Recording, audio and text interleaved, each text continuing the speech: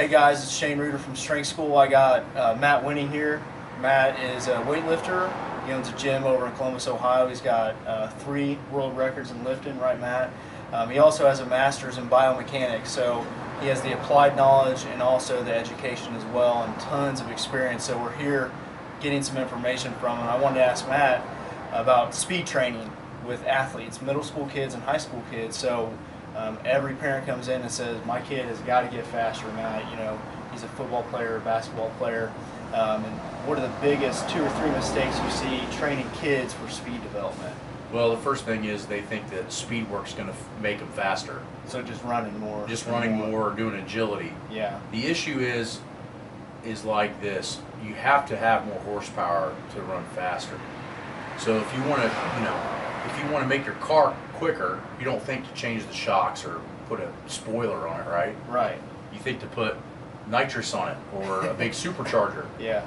Well, that's what the body needs as far as weight training is concerned. Is Okay. you have to make a bigger engine. One way to do that is to make more muscle, Right. so that the contractile strength is higher. Therefore, the force production in the ground through the foot is better. Right. So most kids, especially junior high and high school kids, tend to be slower at that age because they're going through a lot of metabolic and biomechanical changes. Their femurs are growing, their backs are growing. Mm-hmm. So imagine, you get used to drive. You like to drive your car, and it's real easy for you to drive. You can probably drive it almost with your eyes closed. Right. You know where everything is on the radio and the cruise control, right? But if I put you in my truck, you're going to have a hell of a time driving that thing because you're not used to driving a dually. Yeah. Right, and a big lift, and now you got to look over the side. You don't know where you're going. You don't know where my cruise control is.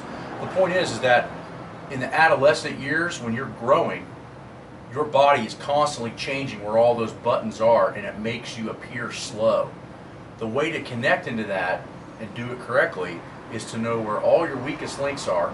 So you're constantly training the hamstring and the glute, the abdominal muscles and the upper back and posture in order for that change to happen. So when those changes stop, you have this newfound amount of speed. But the reason that kids appear clumsy from the ages of like 12 to 15 or 16 is because they don't have a good connection of those muscles while they're lengthening and while the bones are changing. So the brain and the spinal cord is confused.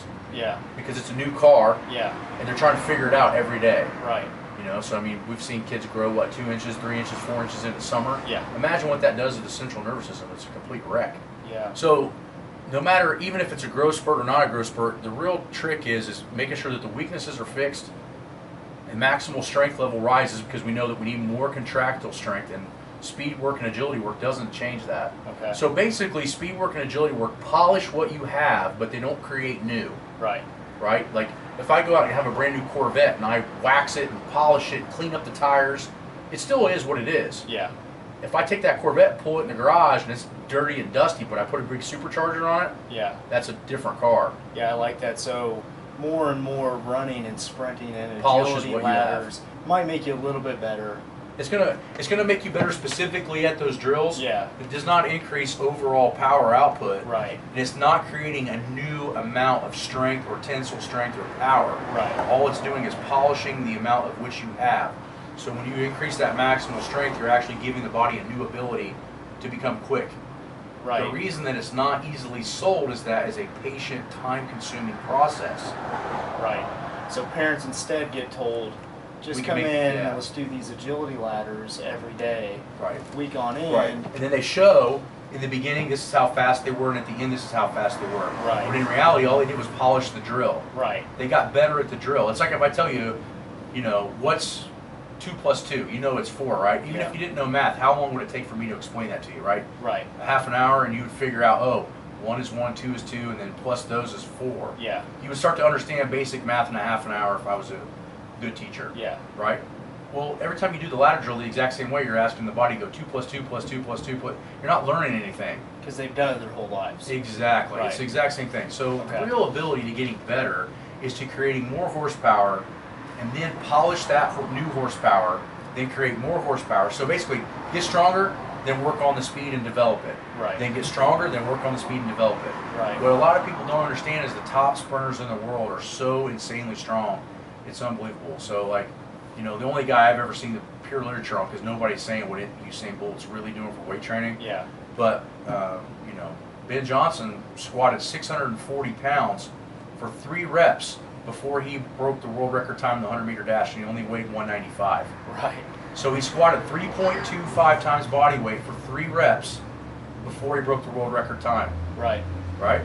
So usually speed and agility is causation of having high horsepower and the ability to polish that in which it's already there. But you can't create new power output or muscle cells from agility work. It's only going to make you better at those specific drills. Right. So if you're trying to develop as an overall athlete, and especially if you're trying to shift into high school and try to be a stud high school athlete, you can't just do this polishing work.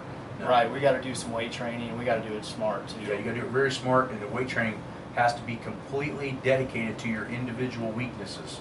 Right. Which is why we get a lot of people ask us, well, I can take my kid to the high school program and it doesn't cost me anything. Right. Which is true. And it's true, but the kid's getting short sold, right? The kid's getting short sold mostly because here's the thing. There's only a few select high schools in the entire country that can afford, either through booster clubs or parents or the school system, to afford a person that really knows what they're doing with weights. Yeah. And I'm telling you right now as a professional, not to toot my own whistle or even the few people that I know right now about a dozen to maybe 20 strength coaches in the country that truly know their stuff. Yeah. 20. My opinion is to you is, do you think that that person is at a high school in southern Indiana? Right. Do you think that that person is at a high school down the street from my gym here in Columbus, Ohio? No. Right. That is in a place where he's probably making a ton of money, not dealing with a lot of kids or parents BS. Yeah. Right? And so my point is that most of the time, and on good faith that they're trying their best, coaches at that level are trying their best to get the athletes to do as much as they can, but they're overwhelmed with too many kids. Right. So my question to you is, if me and you would be okay with taking 20 kids all at one time and making sure they do the best that they can do. Right. We've been doing that, and that's our job, and we actually study it and learn it. A high school football coach or a basic PE teacher that has just kind of been elected to do that does not have the experience level of learning how to train, and most of them have never even trained themselves. Right. So you have this huge problem is they think it's simple, it's easy. Right. We both know that that's not true. I mean, I'm 37, I'm still learning. Right.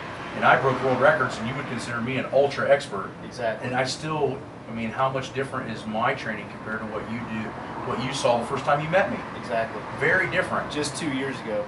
2 years A lot ago. different, yeah, already. So my point is I'm constantly learning and pushing my own educational envelope. I think a lot of people, and not to crack on it, but a lot of people in those positions, they're not out to learn more. They're just trying to not really get by, but they're just limited to what they can learn. Yeah. And a lot of it's time constraint. Yeah. You know, like, for instance, when I worked at Ball State, I had a strength coach, Wade Russell, probably one of the best college strength coaches I've ever met in my life. He could not get out and go to see other people do different things.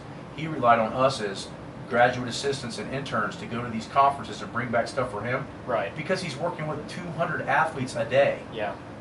Same thing in a high school. So my point is you have to remember it's not their fault. Some of it. Yeah.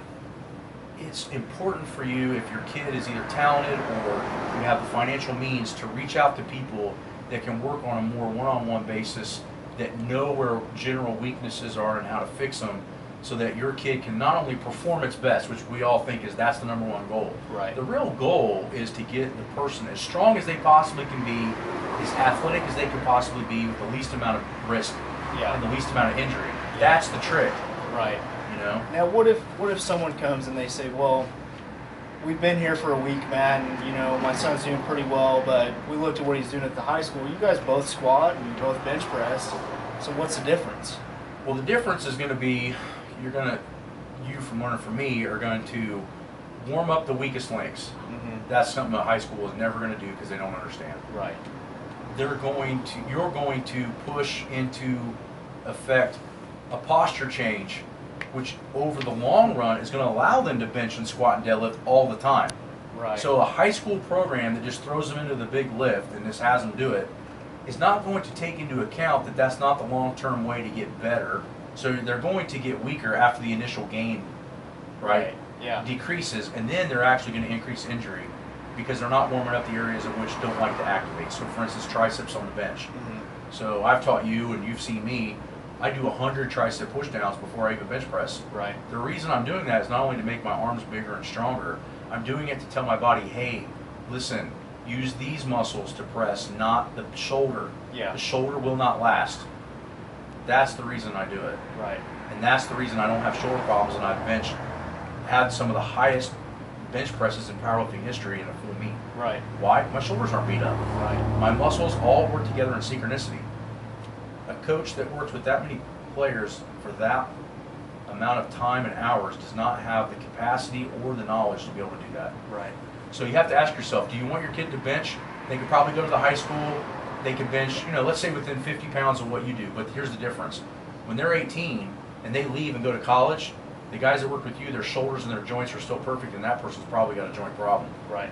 So who's going to have the better chances of going pro? Right. Or can say, hey, yeah, I had a good time playing high school football and college football, but guess what? I'm not really hurt at all. I feel pretty good. Exactly. That's the goal, and that's the reason. Right. Is there's the chances of me and you running into a kid in high school that's going to go play pro is 0.0001%. Yeah. But here's where our job lies as coaches and parents. This is the ability for us to give our kids as much potential as they possibly can with no risk. Yeah. I think that's something that parents overlook as well, is they think only about performance. Well, if you're injured, you don't perform at all. Right. And now the kids are playing more and more often. Weight programs are in almost every high school, and they may or may not be good. Yeah. The risk for injury is higher. The best kids I've ever seen came from either private entities, such as yourself, and were trained by a more trained eye than an average high school, Yeah. or honestly kids that never did anything. Because by the time they got to me, if they already have bad habits, it takes 10 times longer to break a bad habit than it does to make a new one. Right.